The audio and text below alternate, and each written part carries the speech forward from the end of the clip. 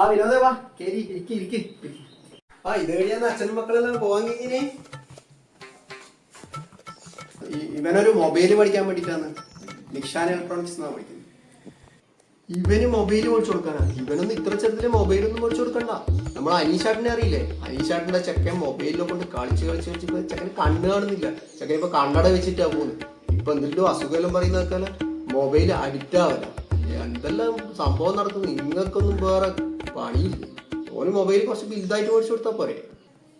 ഓ അതെയാ, അങ്ങനെയല്ലേ സംഭവിച്ചിന്? ഓ നമ്മളറിയില്ലേനു കേട്ടാ. എന്നാ പിന്നെ മേടിച്ചു കൊടുക്ക. നീ പറഞ്ഞ പോലെ വെറുതെ എന്തിനാന്ന്.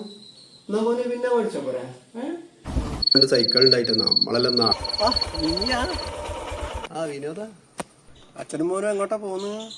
അത് ഇവനൊരു സൈക്കിൾ വേണമെന്ന് പറഞ്ഞിട്ട് സൈക്കിള് മേടിക്കാൻ പോന്നെ ടൗണില്. മോന് സൈക്കിള് മേടിച്ചു കൊടുക്കാനാ.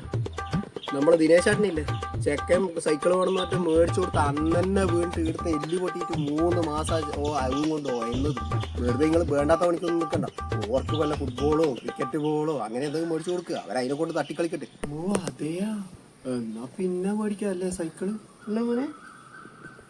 എന്നാ സുനോജ ഞാൻ പോവാ. അത് കുറച്ച് തിരക്കുണ്ട് കേട്ടാ. വരുന്നേ.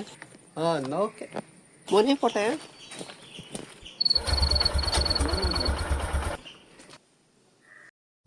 എന്നാ നീ പറഞ്ഞ പോലെ എടി പിന്നെ മേടിച്ചു കൊടുക്കാം.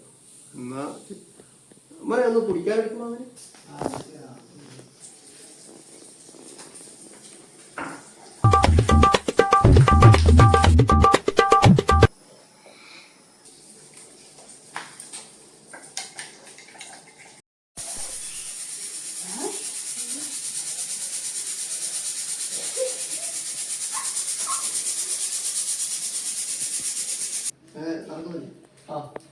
കുടിക്ക്.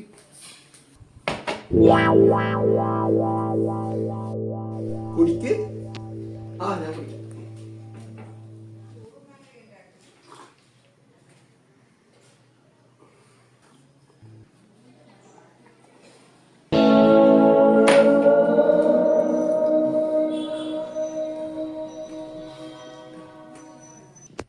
വിനോദം എന്തേ? കുറച്ച് തിരക്കില്ല കേട്ടോ. ഞാൻ പോയിട്ട് വരുന്നേ. പോട്ടെ മോനെ. വരുന്നേ.